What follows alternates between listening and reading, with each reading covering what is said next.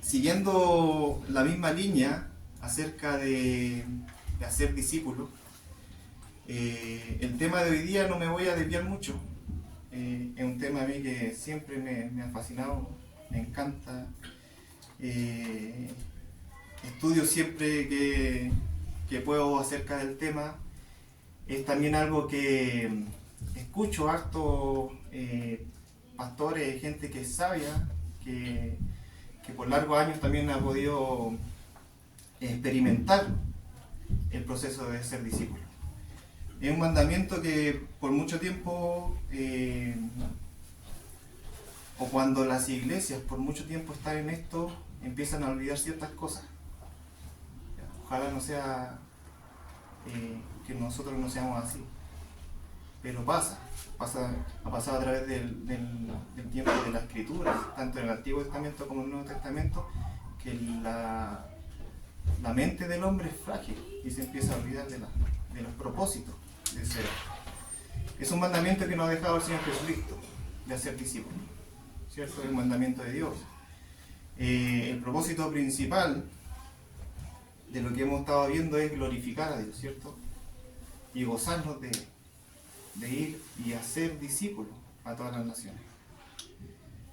Pero a través del tiempo, esto ha cambiado algunos propósitos dentro de las iglesias y ha perdido el foco. Yo busqué por ahí una estadística que los principales hermanos que hacen estadística son de Estados Unidos. Evidentemente un lugar, ¿cierto? Un país que en los últimos años ha estado en decadencia. Hemos estado conversando con algunos hermanos acá que muchas de las iglesias, lugares físicos, que en algún momento se llenaron de cristianos, hoy en día están vacías. Incluso iglesias donde se alababa, se glorificaba el nombre de Dios, sin embargo hoy día son restaurantes, son pubs, son discotecas, son gimnasios, porque la gente dejó de ir. ¿Qué se perdió en el camino? ¿Qué pasó? Esta estadística dice que de cada 5 cristianos, 2 de cada 5 cristianos no están comprometidos con el proceso del discipulado en su iglesia. ¿Ya? Para empezar, podría decir, oye, es casi la mitad. Podemos mirar el vaso más lleno. Para este estudio, los investigadores identificaron a los cristianos, aquellos que están siendo discipulados por otros y al mismo tiempo están formando a otras personas para que estén comprometidas en la comunidad, haciendo discípulos. Solo una cosa: 1 de cada 4 cristianos, el 28% de esto, cae en la categoría de estar discipulando y al mismo tiempo siguen ellos discipulándose, cumpliendo las dos funciones. Le están enseñando a alguien nuevo, pero a la misma vez ellos están aprendiendo de alguien más sabio. Otro 28% son personas que solamente están siendo discipuladas, solamente están aprendiendo. 28%. Otro 5% solamente están discipulando a otros. Solo 5% de la iglesia. Y un 39% no están comprometidas con ninguna actividad de la iglesia. Es una investigación que se hizo en el año 2022, que al día de hoy las cifras son aún peores. O sea, casi la mitad de la iglesia no está comprometida con un proceso de discipulado. ¿Qué es lo que pasa, hermano? Según el estudio, dice que de forma desinteresada, la carencia de motivación externa, los obstáculos, principalmente por la misma iglesia, impiden el proceso de discipulado. El 31% de estas personas que pudieran discipular no están comprometidas en ninguna forma con enseñarle a otros. Han perdido la motivación. Y esta labor que ellos carecen implica animar a otros a participar en actividades discipuladas. Podría ser la clave para que la iglesia pudiera crecer. Eso, en resumidas cuentas, lo que trata, después de un estudio, es un estudio bastante grande, donde se investigaron 2.500 iglesias, más de 10.000 hermanos,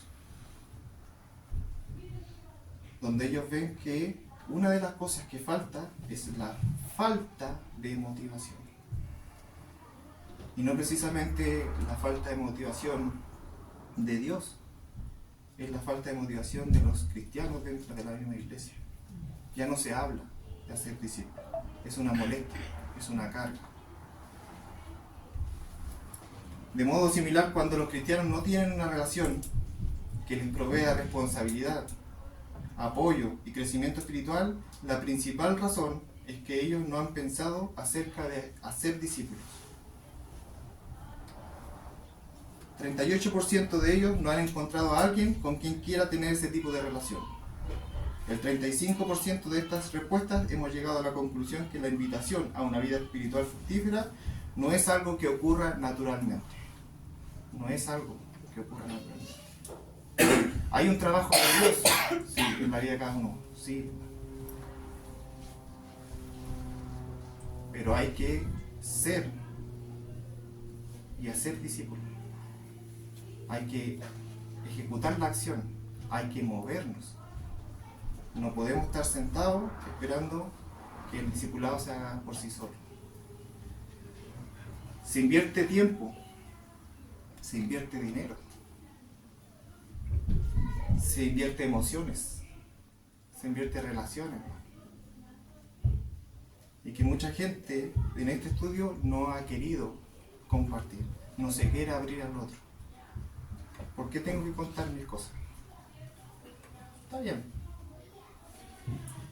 Pero ni siquiera tiene una iniciativa para tener una relación. Dios nos hizo desde un principio gente que nos relacionamos, que nos podemos comunicar unos a otros. Para eso, hermano, la meta y la misión que nosotros nos hemos propuesto como iglesia es precisamente la que nos hizo y que nos dio el Señor Jesucristo. Y la vida del cristiano, hermano, es precisamente hacer discípulos. Y según lo que hemos visto, ¿cuál es la meta del discipulado? ¿Cuál es la meta del discipulado? ¿Cierto? ¿Y qué buscamos? ¿Qué buscamos si yo soy un discípulo? ¿Qué busco? Ser como Cristo. Hemos visto, y como emblema el estudio tiene Lucas 6:40. El discípulo no es superior a su maestro, mas todo quien fuere perfeccionado será como su maestro. Imagínense si esto se cumpliese en cada uno de nosotros, si tuviéramos esa visión de decir, oye, el ser discípulo y hacer discípulo, tenemos que buscar la perfección y llegar a ser como el maestro. Lo entendemos en la teoría, pero en la práctica,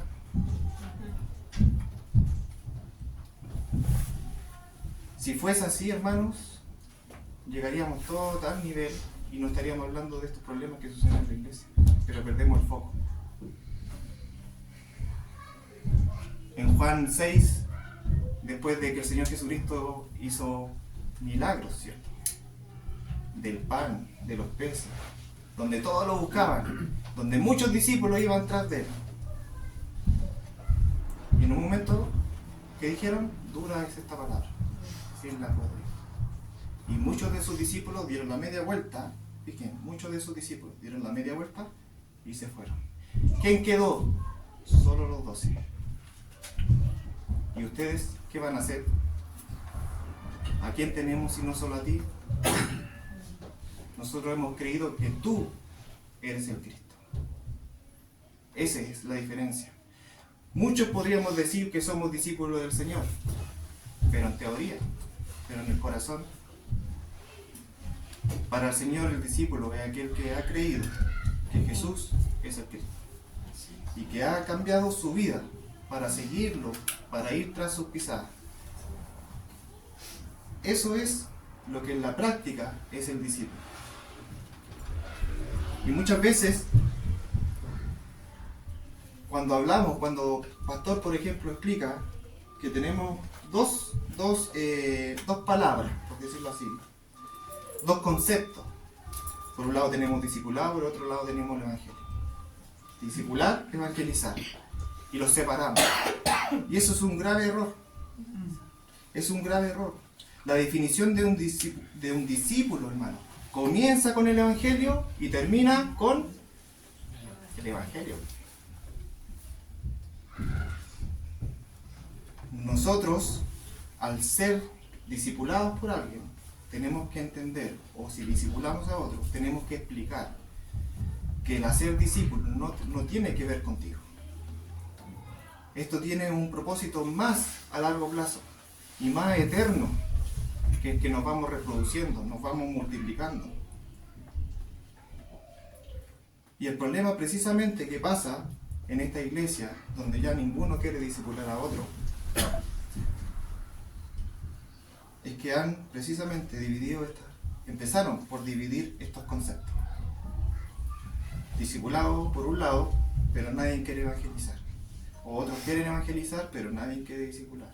Y la iglesia no crece, pierde el propósito. Si nosotros lográramos hacer lo que el Señor Jesucristo nos dijo en Lucas capítulo 6, versículo 40, en verdad, hermano, nos evitaríamos un montón de problemas. A nivel personal, pero también a nivel de iglesia. Porque en la práctica seríamos buenos discípulos, igual que el maestro. Así de simple. Todo el que fuera perfeccionado será como su maestro. ¿Lo creen o no lo creen? Amén. Y para eso hay que trabajar. Y por eso nos hemos puesto la meta de la iglesia de que esto lo grabemos en nuestra mente. Que sea el pan diario de la iglesia. Que esto se repita hasta que lo grabemos bien y que no nos olvidemos que el propósito principal es ser y hacer discípulos. ¿Sí, hermano? Pero ¿qué pasa? ¿Por qué fallamos? ¿Por qué la iglesia falla? ¿Por qué en el tiempo podemos fallar? ¿Cómo podemos reproducir buenos discípulos? Necesitamos buenos maestros. Necesitamos, como decía Pastor la semana pasada, buenos mentores. Necesitamos buenos ejemplos en nuestra vida. Y para eso, hermano, quiero ir a un pasaje del apóstol Pablo, donde nos presenta cuáles fueron sus fundamentos, cuáles fueron sus convicciones, cuál fue su identidad con Cristo para perseverar y para motivarse en que el llamado de Dios, que no es solamente para él, sino para todos nosotros, de ir y hacer discípulos, lo tenía tan claro. Y a través de eso quisiera comunicarles también que son los mismos motivos que podemos tener nosotros. Y ojalá nos motive a tenerlo siempre presente. Acompáñenme a 2 Corintios, capítulo 5, versículo 9. Por tanto, procuramos también, o ausentes o presentes, serle agradables. Porque es necesario que todos nosotros comparezcamos ante el tribunal de Cristo, para que cada uno reciba según lo que haya hecho mientras estaba en el cuerpo, sea bueno o sea malo. Conociendo pues el temor del Señor, persuadimos a los hombres, pero a Dios le es manifiesto lo que somos. Y espero también que lo sea vuestra conciencia. No nos recomendamos pues otra vez a vosotros, sino os damos ocasión de gloriarnos por nosotros, para que tengáis con qué responder a los que se glorían en la apariencia y no en el corazón. Porque si estamos locos, es para Dios. Y si somos cuerdos, es para vosotros. Porque el amor de Cristo nos constriñe, pensando esto, que si uno murió por todos, luego todos murieron. Y por todos murió, para los que viven, ya no viven más para sí, sino para aquel que murió y resucitó por ellos. De manera que nosotros de aquí en adelante a nadie conocemos según la carne, y aun si a Cristo conocemos según la carne, ya no le conocemos así. De modo que si alguno está en Cristo, nueva criatura es. Las cosas viejas pasaron, y aquí todas son hechas nuevas. Y todo esto proviene de Dios, quien nos reconcilió consigo mismo por Cristo, y nos dio el ministerio de la reconciliación. Que Dios estaba en Cristo reconciliando consigo al mundo, no tomándole en cuenta a los hombres sus pecados, y nos encargó a nosotros la palabra de la reconciliación.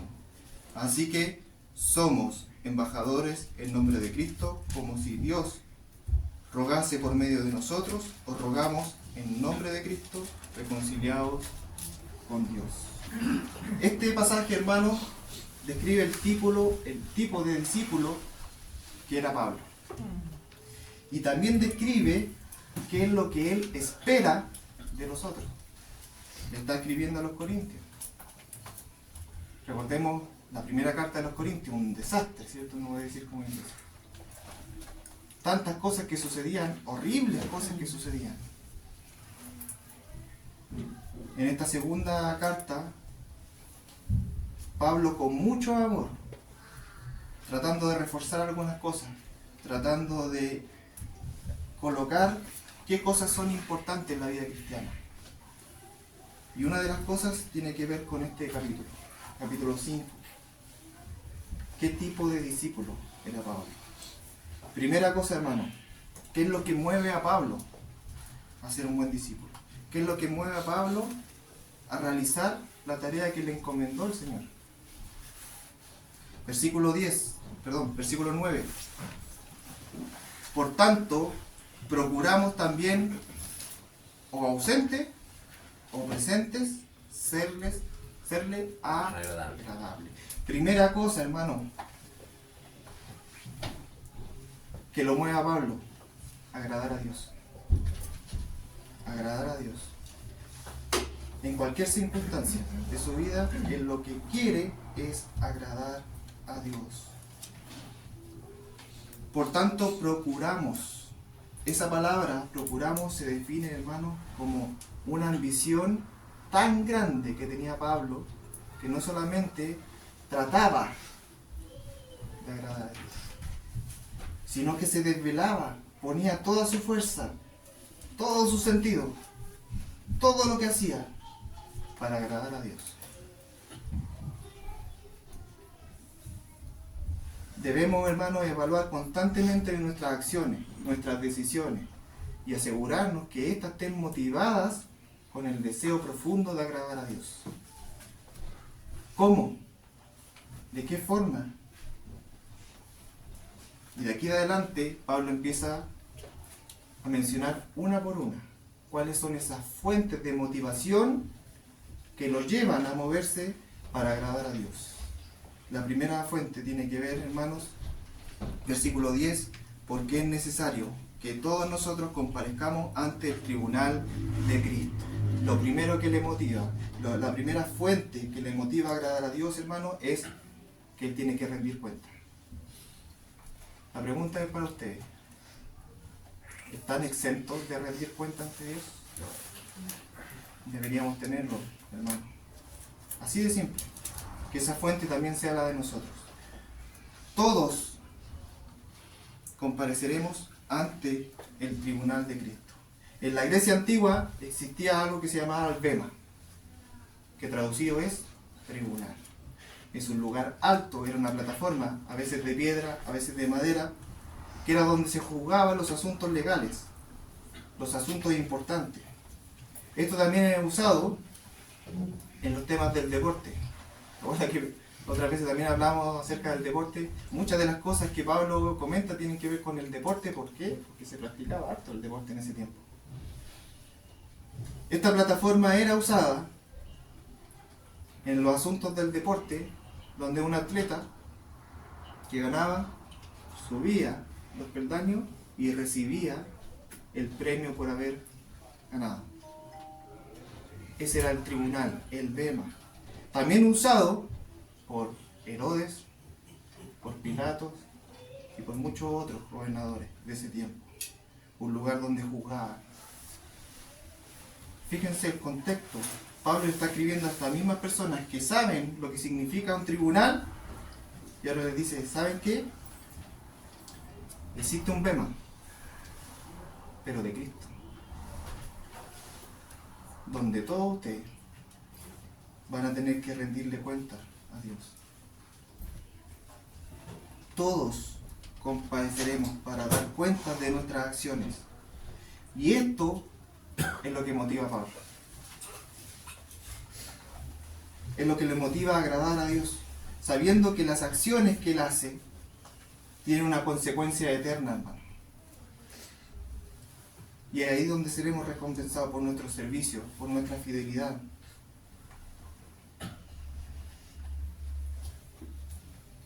Es ahí donde nos colocamos, hermano, delante del Señor, donde tenemos que practicar en esta tierra, arrodillarnos delante de Él. Señor, si vivimos, para ti vivimos. Señor, si morimos, para ti morimos.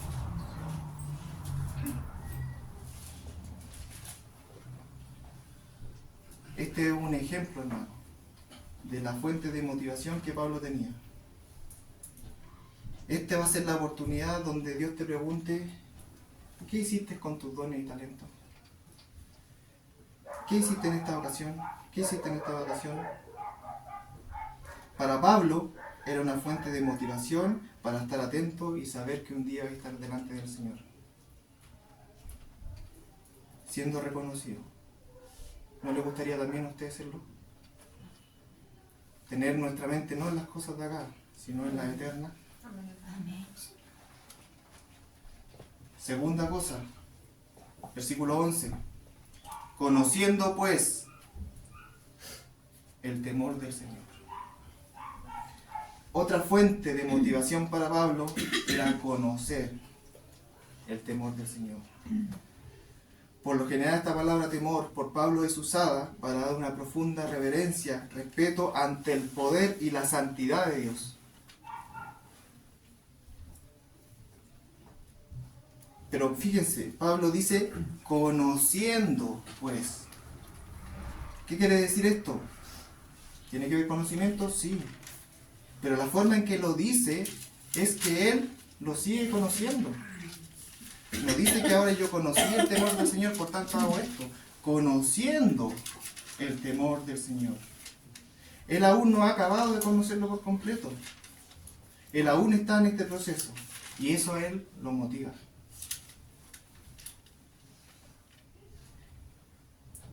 Le cito Filipenses 3:12. No que lo haya alcanzado ya, ni que ya sea perfecto, dice Pablo, sino que prosigo a ver si logro asir, dice, aquello por lo cual fui asido por Cristo Jesús. Prosigo a la meta, a ese premio. No se estanca, hermano. ¿Por qué? Porque tiene una motivación para agradar al Señor. No para un proceso de discipulado. Sigue con el discipulado. Sigue discipulando a otro. A pesar de que no vemos, como lo hablamos, no vemos una palabra así como discipulado. En los escritos de Pablo, sí vemos cómo él funcionaba con otro hermano para enseñarle. Cómo se desvelaba, cómo daba hasta su vida por tratar de predicar el Evangelio y que esas personas pudieran crecer en el Evangelio. Una vida centrada en el Evangelio, hermano. Conocer el temor del Señor nos lleva a la acción. Y eso que dice, versículo 11, conociendo pues el temor del Señor, persuadimos a los hombres. Persuadimos a los hombres. ¿Por qué hace eso? ¿Por qué tiene que ver el temor del Señor de persuadir a los hombres? Primero, tenemos que pensar que Pablo también fue persuadido por Cristo Jesús. ¿Quién era Pablo antes de conocer al Señor? Contrario, hiper contrario a las cosas de Cristo. Sí celoso de la ley. Sí, como lo veíamos la otra vez. Hebreo de hebreo. De la tribu de Benjamín. Celoso de las cosas que hacía. Sin embargo, esas cosas, dice, las desecho. Las tengo por basura. ¿Por qué? Porque el Señor me persuadió. Me persuadió con el Evangelio. Y de la misma forma que Él lo hizo, ahora yo hago eso. Persuado a los hombres. Él dedicó su vida al Evangelio, a persuadir a otros mediante el mensaje de salvación, porque sabía que eso le era impuesto. Ay de mí, dice, si no anunciar el Evangelio. Deberíamos ser movidos, hermanos, por un temor reverente a Dios, que nos motive a compartir el Evangelio con otros y a vivir de una manera íntegra, que sea parte de nuestra vida. Mediten en eso, o sea, ¿cuándo fue la última vez que realmente por el temor del Señor es que estoy compartiendo el Evangelio con otros? Es que estamos hablando acerca del Evangelio entre nosotros. Tercera cosa que motiva a Pablo a agradar a Dios, versículo 14. Porque el amor de Dios nos constriñe. El amor, hermano, de Cristo a Pablo le constriñe. El amor lo mueve. Esta palabra constriñe tiene que ver con que el amor de Dios lo controla, lo sujeta, lo estrecha entre la espada y la pared para no hacer lo que Él quiera, sino servirle por amor. Donde no, Él entiende que no le da otra opción que recibir ese amor que no se lo merece. Que ninguno de nosotros lo merece. Y ponerlo en acción. Con humildad, hermano. Con humildad para servir a Dios. Un amor que nos vemos la obligación de compartir el Evangelio y hacer discípulos. Romanos capítulo 1, versículo 13. Vamos a leer hasta el 16, para que lo noten. Pero no quiero, hermanos, que ignoréis que muchas veces me he propuesto ir a vosotros, pero hasta ahora he sido estorbado. Para tener también entre vosotros algún fruto, como entre los demás gentiles, a griegos y a no griegos, a sabios y a no sabios soy deudor. Fíjense cómo logra comprender Pablo que es un deudor. ¿A quién? A todos. A griegos, a gentiles, a sabios, a bárbaros, a cualquiera. Soy deudor. Así que, versículo 15, en cuanto a mí, pronto estoy a anunciaros el Evangelio también a todos vosotros que estáis en Roma, porque no me avergüenzo del Evangelio, porque es poder de Dios para salvación a todo aquel que cree, al judío primeramente y también al griego. En ese contexto, los hermanos, de decir que no se avergüenza del Evangelio, porque es poder de Dios. ¿Para qué? Para decirlo a todos. A todos. Incluso a alguna persona que me cae mal. Incluso a alguna persona que me desagrada. A todos. No depende de nosotros. Somos deudores. Y lo entiende. ¿Por qué? Porque el amor de Dios lo motiva a predicar el Evangelio, hermano. A todos. Pablo llegó a entender completamente que Jesucristo había dado su sangre. Que Jesucristo había dejado su posición en el cielo para bajar a la tierra. Dejó su gloria, se hizo pobre, dio su vida por la tuya, por la mía. ¿Qué te mueve, hermano? ¿Qué te motiva de lo que Cristo hizo por amor? Sentimos que somos unos deudores, como Pablo también lo sintió y lo comprendió. Amamos a Dios como este amor que está hablando Pablo. el amor de Dios nos constriñe.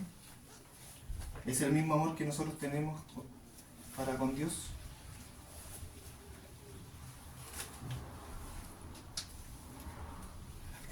A veces cuesta y a veces se evidencia por nuestros frutos, por nuestra forma de ser. Jesús dijo: si me amáis, guardad mis mandamientos. Si me amáis, guardad mis mandamientos. Y uno de sus mandamientos es ir y hacer discípulos. Si nosotros la amamos realmente, eso es la demostración de nuestro amor. Ir y hacer discípulos. Te motiva eso, como Pablo le motivaba, y lo tenía súper claro, súper presente día a día, que era lo que tenía que hacer. El amor de Cristo es la fuerza motriz que nos impulsa a vivir, no para nosotros mismos, sino para aquel que murió y resucitó por nosotros. El amor transforma nuestras motivaciones y prioridades, hermano, en nuestra vida. ¿Es de a poco? Sí. ¿Vamos entendiendo? Paso a paso. ¿Vamos comprendiendo? Absolutamente. ¿Vamos a terminar de comprenderlo acá? No, ni Pablo. Conociendo, todavía empezaba a conocer. Seguía el proceso de un conocimiento continuo frente a las cosas de Dios. El amor de Dios crea un inmenso sentido de gratitud, hermano. Al morir por nosotros nos libró de la esclavitud del pecado. Nos dejó libre. Libre. En verdad libre. Pero hay una cosa que fue Pablo precisamente que se dio cuenta por el amor que había recibido, pero no para hacer lo que quisiera. Nos hizo libre, pero ese amor lo amarró a tener una vida de gratitud, a no hacer lo que no le conviene. ¿Somos libres para hacer cualquier cosa? Voy a decir sí, pero no es la forma en que le servimos a nuestro Dios. Somos libres del pecado, porque antes éramos esclavos, pero ahora entiende Pablo que es esclavo, pero de Cristo, esclavo de la justicia, dice la Escritura. A veces, hermano, tenemos la mente tan frágil, y me incluyo en estas cosas. A veces le pedimos a Dios ciertas cosas en nuestra vida. Cuando pasamos problemas de salud, cuando necesitamos alguna cosa en nuestra vida, dirección en algunas cosas, algunos proyectos que nosotros tenemos, cuando le pedimos ciertas cosas en el trabajo, o le pedimos algún trabajo, o le pedimos algo por nuestra familia, por nuestros hijos, pero nuestra mente es tan frágil que después que hemos recibido esas cosas nos olvidamos y somos ingratos somos ingratos para con Dios. Esas son las cosas, hermano, que tenemos que tener siempre presente. ¿El Señor tiene misericordia? Sí. ¿Tiene gracia? Por montón. Pero el amor de Cristo nos tiene que guiar en nuestras decisiones, sacrificando incluso nuestras propias ambiciones para servir y amar a los demás como Él también nos amó. Como Él se despojó de sí mismo, tomando forma de siervo, hecho hombre, bajando acá a la tierra, dando su vida por la de nosotros. Ese es el ejemplo que nos dejó nuestro Señor Jesucristo. ¿Por qué? Por amor.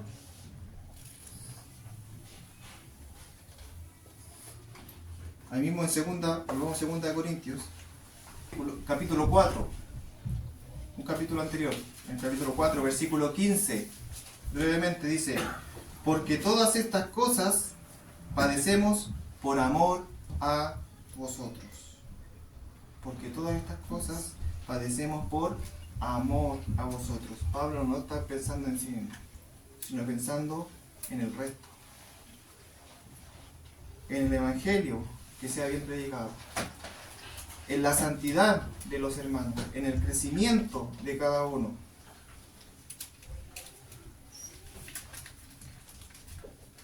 Cuarta cosa, que es fuente de motivación para Pablo. Capítulo 5, en 2 Corintios, versículo 17. 2 Corintios 5, 17. De modo que si alguno está en Cristo, nueva criatura es. Ser una nueva criatura para Pablo era algo sumamente importante. Y no es primera vez que lo dice en la Escritura. Y no es solamente él el que lo dice. Santiago 1:18 dice: Él de su voluntad nos hizo renacer por la palabra de verdad, para que seamos primicias de sus criaturas.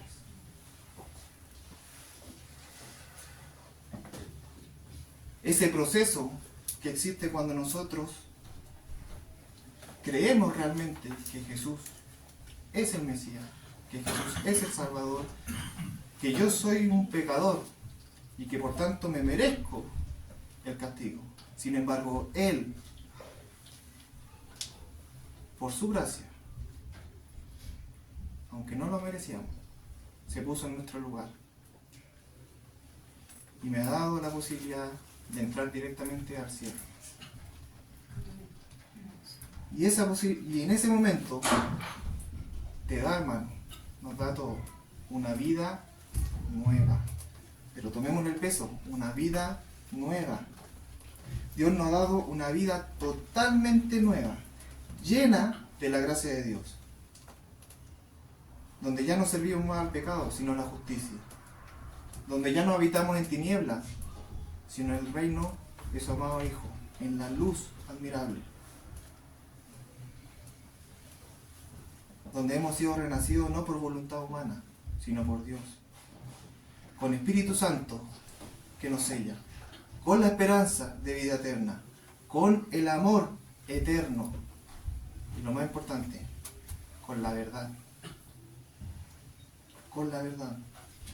Esta es una vida nueva y esto tiene que ver con una nueva perspectiva.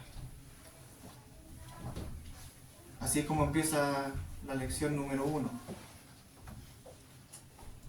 en la cual estamos nosotros. Tener una nueva perspectiva. Una perspectiva que nos lleve a la madurez. Cito una porción de la lección, dice: si uno no desarrolla una perspectiva bíblica, jamás madura en Cristo Jesús. En vez de comprender lo que Dios está haciendo en este mundo, siempre está confundido porque no ve el cuadro grande, el plan de Dios. Ni en este mundo, ni tan menos lo va a ver en la eternidad. Sin perspectiva, la sabiduría y el discernimiento no se forman. Uno anda ciego, torpe por el mundo, no sabiendo por qué Dios lo tiene aquí, cuestionándose un montón de veces por qué. Necesitamos la perspectiva de Dios en este mundo si queremos madurar en Cristo y llegar a ser todo lo que Dios quiere que seamos. Dios nos ha dado el ministerio de la reconciliación. Así termina diciendo Pablo en 2 Corintios capítulo 5. Después de estar enumerando cada una de estas cosas, diciendo cuáles son las cosas que a él lo mueven a ser discípulo, a predicar el Evangelio, es porque realmente comprende que tiene un servicio para Dios tan importante, que es el ministerio de la reconciliación, al punto de llamarnos embajadores.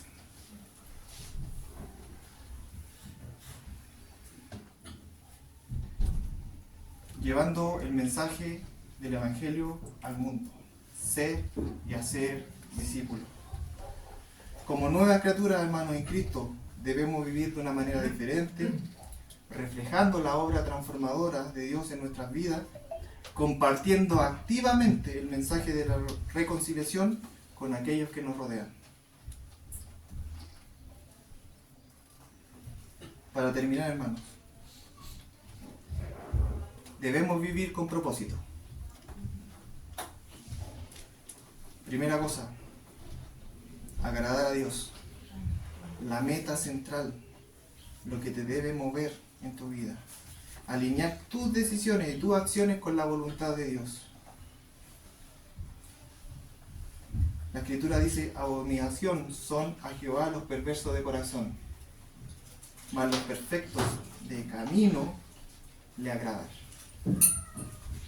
¿Quiénes son los que le agradan? Los perfectos de camino. Bienaventurados los perfectos de camino, los que andan en la ley de Jehová, dice Santo. Agradar a Dios. Mantengamos una perspectiva eterna, hermano. Todas nuestras cosas serán evaluadas por Cristo. Y eso nos tiene que motivar a vivir una vida íntegra, una vida fiel, tener una perspectiva eterna, no las cosas de acá. ¿Qué es lo que me va a pasar en un futuro con esta decisión que estoy tomando? Quizás no lo vamos a dimensionar, pero ahí es donde tenemos que tener un temor reverente. Que ese temor nos impulse a compartir el Evangelio y a vivir en santidad. Y que esto le agreguemos amor de Cristo. Que ese amor nos guíe, nos permita que su amor transforme nuestras prioridades. Viviendo para servir, no a mí, a otros. A otros. El amor que Dios me da, que es muy grande y que lo agradecemos, pero lo tengo que compartir con otros. No me puedo quedar ahí. Aunque no me guste, lo tengo que compartir. Considere que no es capaz de mantener ese amor dentro de su cuerpo. Tiene que salir. Tiene que salir. Por último, abrace su nueva identidad, hermano. Como nueva creación, usted vive reflejando la obra de Dios. Usted es nueva criatura. Las cosas viejas pasaron. Aquí todas son hechas nuevas. Nueva, hermano, nueva. Olvídese de lo antiguo. Es nueva. Pablo llega a decir que incluso ni a Cristo lo conocemos como lo conocemos ahora. En la carne. Así como muchos hablaban de Cristo, ni siquiera así lo conoce, porque ahora lo conoce como una nueva vida. Lo conoce realmente como es, no en la carne, sino realmente como es el Hijo de Dios. Su poder, su fuerza, su gobierno, su promesa. Asuma, hermano, el rol como embajador de Cristo, compartiendo el mensaje de la reconciliación con el mundo. Este pasaje nos recuerda una profunda transformación que ocurre en cada una de nuestras vidas. Y espero que con firmeza, no es fácil el proceso, cuesta, sí, toma tiempo, sí. Estamos motivando a toda la iglesia a que participe en un proceso, sí. No es solamente, decíamos la semana pasada, no es solamente la lección, es todo. Es todo. Es estar aquí, estamos haciendo discípulos. Terminamos acá, están conversando hermanos, están haciendo discípulos. Nos juntamos en la casa, ser discípulos. ¿Qué estaban haciendo ayer las mujeres? Estamos creciendo, hermano. Cada instancia estamos haciendo discípulos. En cada momento, y que eso sea lo que nos mueva, hermano. Y que podamos decir con firmeza: soy un discípulo de Cristo. Eso fue antes que los hermanos fueran llamados cristianos. Discípulos de Cristo. ¿A quién se le llamaron cristianos? A los discípulos de Cristo. Y podemos decir con firmeza: yo soy un discípulo de Cristo. ¿Qué te mueve? Agradarle. ¿Por qué? Porque un día tengo que darle cuenta. Porque tengo un temor de Dios. Porque me dio un amor tan grande que tengo que compartirlo con los demás. Estoy puesto en estrecho. Y porque soy una nueva criatura. Tengo nuevos propósitos en mi vida. Nada sirve Nada va a servir de lo que tú eres acá en la tierra, allá. No importa si eres pastor, si eres abogado, si eres ingeniero, si eres profesor, sea lo que sea. No va a importar allá. Lo que importa es que tú en esa posición puedas influir a servir a Dios con lo que tú haces, a predicar el Evangelio con lo que tú haces, en cada circunstancia, hermano. Que esa motivación sea realmente la que nos mueva a seguir este proceso de hacer discípulos, que nos motiva a no perder de vista, hermano, cada decisión que tome. Tómese 5 segundos nomás para pensar si esto le agrada a Dios. Le va a cambiar la perspectiva, hermano. Cuando la escritura, lo que usted entiende, cuando esto por el Espíritu Santo, cuando todo esto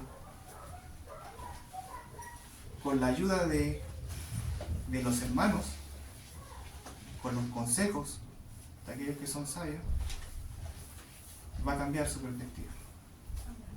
Va a ser diferente su vida y la va a vivir de acuerdo a la voluntad